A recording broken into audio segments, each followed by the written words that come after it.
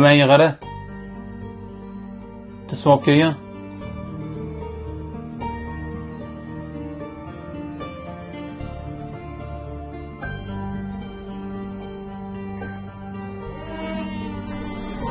Assalomu alaykum. Va alaykum assalom. Mashina sizdanmi?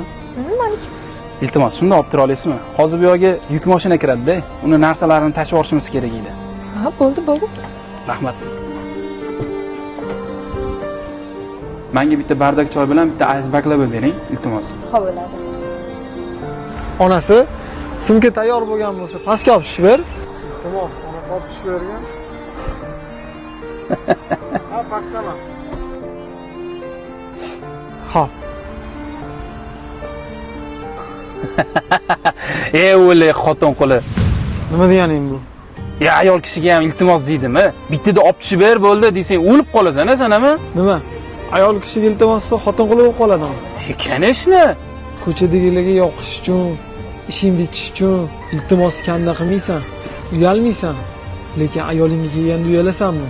Iltimos qilishlik uyatlish emas. Ayolga hurmat, izzat, ikrom degani. Bir og'iz ayolingga sen iltimos bilan murojaat qilgan, senga bo'lgan hurmatni qanaqa oshishini ko'rasan. Adasi qarab oling. Hozir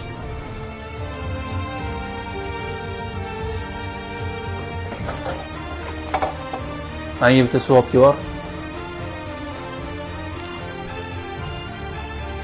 Iltimos.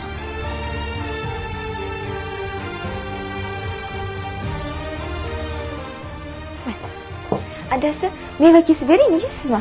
Mayli. Bugun kechqurun siz yaxshi ko'rgan qattiq pishiraman, xo'p? Ikkalamizga maza qilib yeymiz. Xo'p. Bir og'iz iltimos bilan hech kim kam bo'lmas ekan. Lekin hurmat yana ham oshar ekan.